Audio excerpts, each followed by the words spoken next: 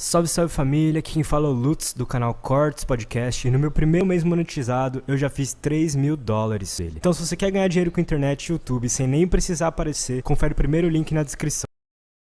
Que a primeira vez na minha vida que eu senti necessidade de ganhar dinheiro, antes desse momento eu nunca pensei em ganhar dinheiro. Tá.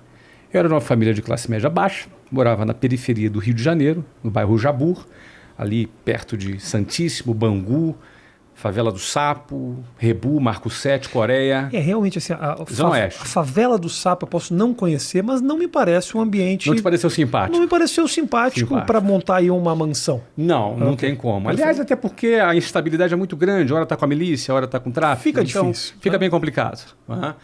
Mas o que acontece? Dentro desse cenário, apesar de ser uma pessoa de classe média baixa, eu fui um adolescente que tinha mãe, tinha pai, tinha apoio familiar. Não tinha grandes aspirações.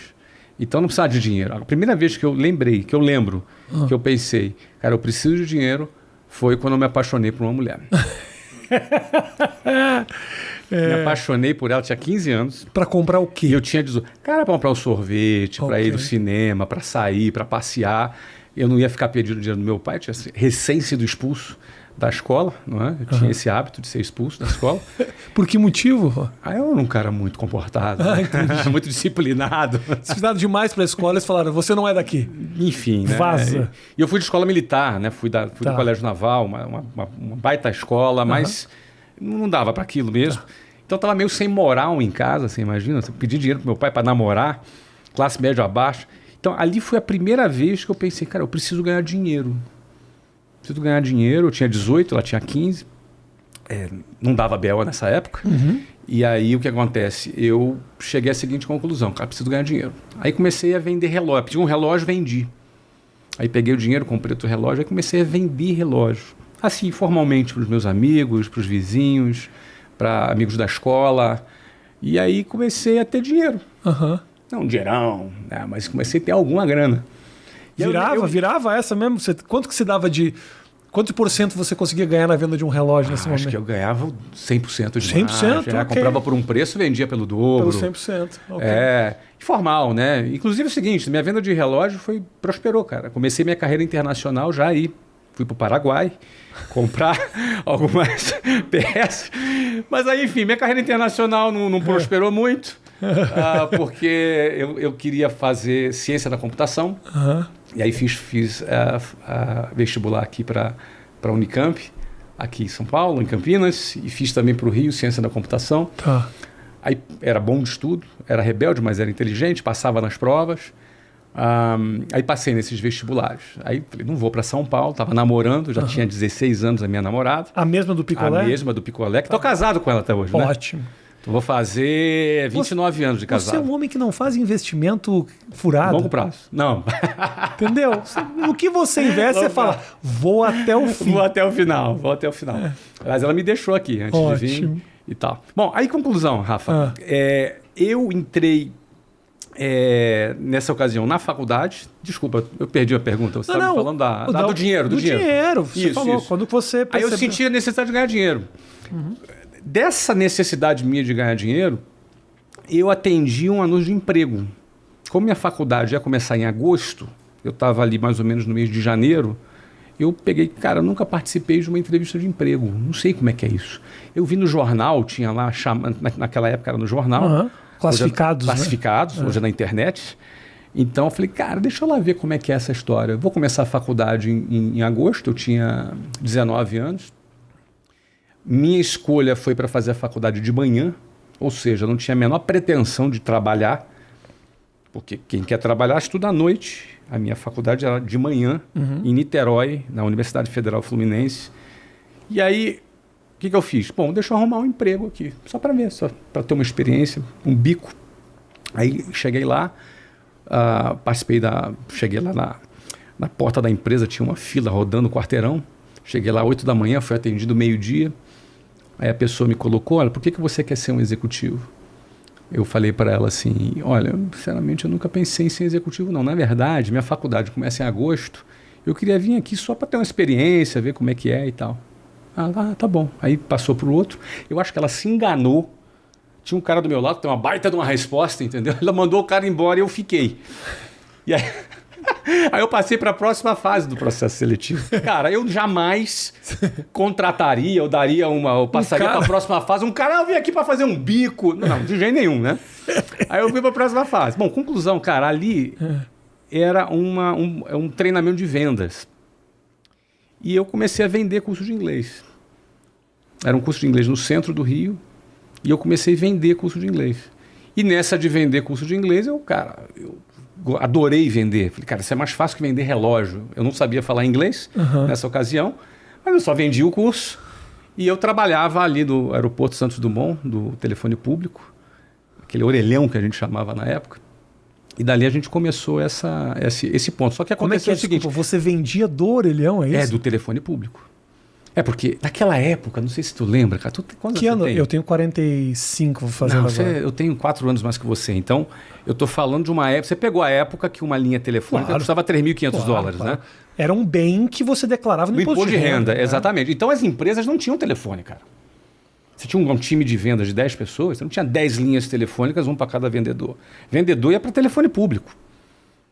Então eu trabalhava do orelhão de telefone público. De ficha telefônica. Não era nem cartãozinho, era ficha telefônica. Cartãozinho foi um grande avanço. Advento. A ficha telefônica você carregava no bolso, pesava no bolso. Sem contar que alguns orelhões a ficha entrava e não dava nada. Não dava nada. Você perdia a ficha. Você perdia a ficha. Daí vem aquela expressão, caiu a ficha. Caiu de a velho, ficha, né? é isso.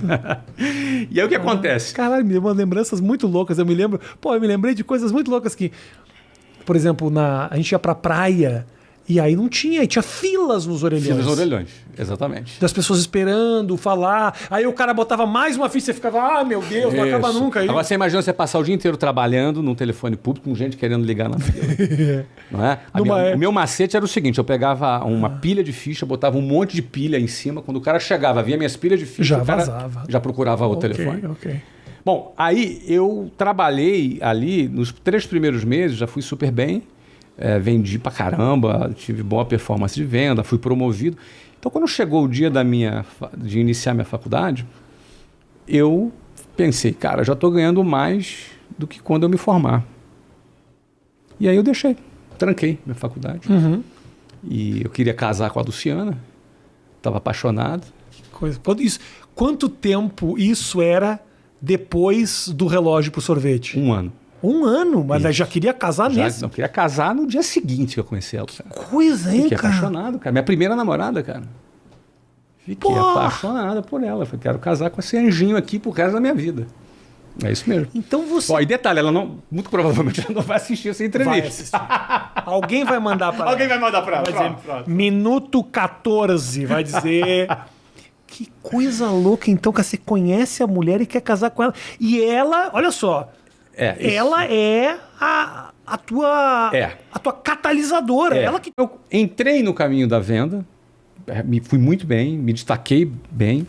Eu queria chegar a gerente, porque chegar a um cargo de gerencial me daria uma condição financeira para eu me casar. Ainda no foco da relação. Ainda no foco. E aí cheguei, meu primeiro ano foi como gerente, aí no segundo ano comecei a liderar equipes. No terceiro ano eu cheguei a diretor. Com 21 para 22 anos eu estava num cargo de diretor comercial. Era um bom cargo. Ganhava bem. Eu cheguei a ganhar com 22 anos, transformando em dólar, algo em torno de $7.000 por mês, em 1994. Ou no dólar daquela época. Sim, mas no dólar daquela época... De hoje você seria dono do Bradesco. $7.000 hoje. R$35.000, mas eu ganhava alguma coisa equivalente a isso mesmo. Naquela época, com 22 anos. Ou seja, eu tive uma carreira de vendedor, gerente, diretor. Rápido por quê? Porque eu vendia e eu formava gente. Como você vendia? Por que você era melhor que os outros? Cara, primeiro o seguinte, cara. A primeira barreira para se aprender a vender é a pessoa ter paciência para fazer as sinapses. O que é a sinapse? É quando teus neurônios se conectam e você tem um clique e começa a se desenvolver. Por exemplo, você vai jogar videogame, fase 1. Aí você vai aprender a jogar na fase 1. Aí você perde, aí passou de fase, foi para fase 2. Na fase 2 as armas são outras, os inimigos são outros. Aí você vai para a fase 3, depois para 4. O que acontece com o teu cérebro? Você vai fazendo sinapses e você vai aprendendo, vai pegando a manha na linguagem... Quando o monstro bate pela direita, eu ataco pela esquerda. A bomba certa apertando A, B, eu dou quando o cara pula. Quando o cara pula. Isso o quê? Isso acontece quando o teu cérebro, seu neurônio faz a sinapse. Aí você passa de fase.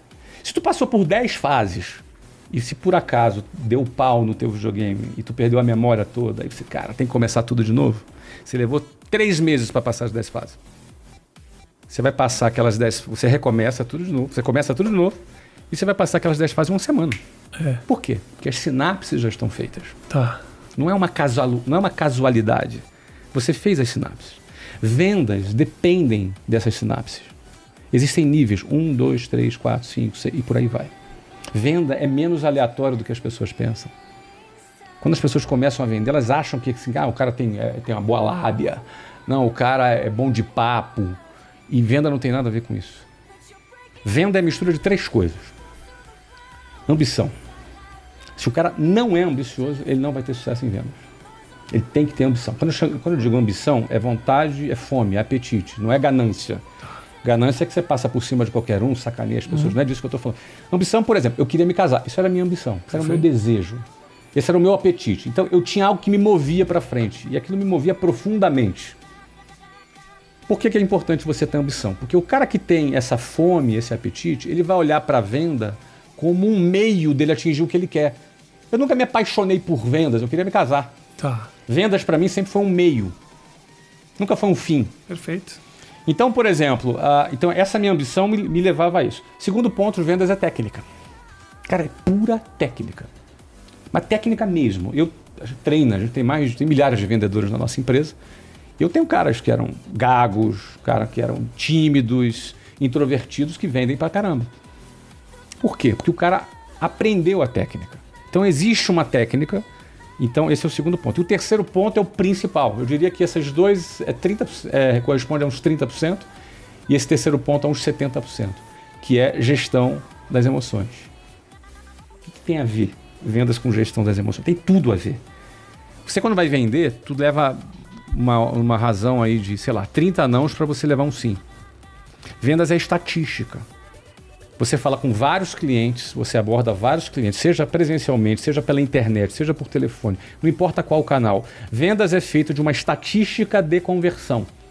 Nessa estatística de conversão, você vai levar mais não do que sim. Sim. Você vai ter mais frustrações do que alegrias. E aí é onde a tua gestão da emoção vai dizer o quão capaz de aguentar as frustrações você vai ter. É igual um lutador de boxe. Uhum. Não ganha só quem bate mais.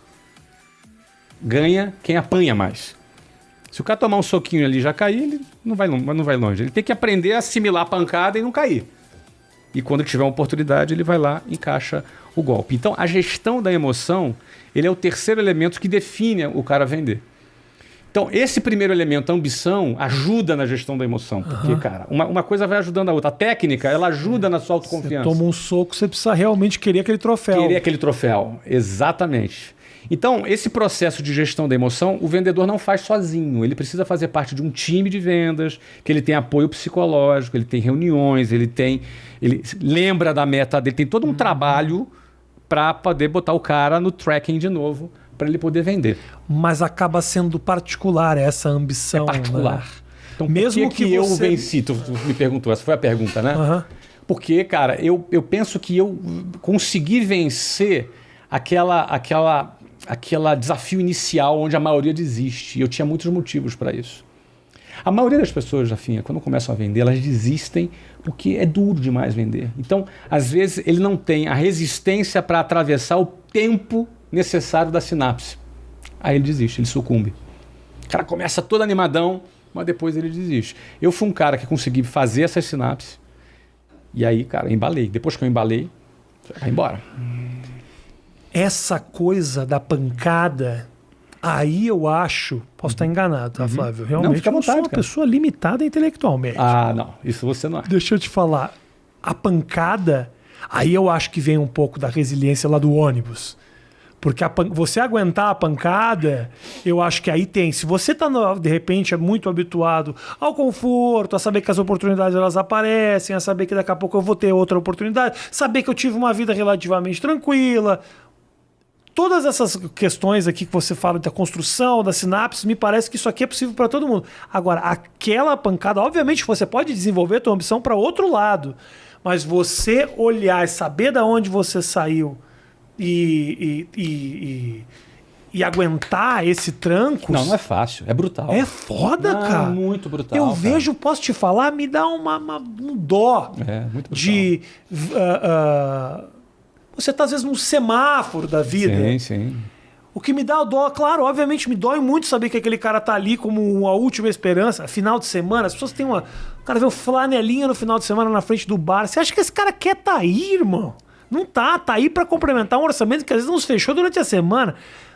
Quando eu vejo esse cara, mano, botando bala, não me dói tanto pensar na vida dele como me dói ver o vidro do cara fechando.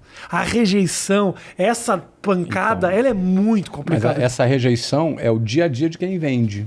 É o dia a dia de quem vende. É. Então você imagina... O cara ser grosso. Ser grosso. Já tive casos de ser expulso da casa da pessoa, porque a pessoa não gostou do que eu falei, na hora que eu estava fazendo uma apresentação para vender. Já tive casos de pessoas desligarem o telefone na minha cara. Agora, nunca gostei que alguém tivesse pena de mim. Isso eu nunca gostei. Desculpa, mas eu tenho um pouquinho.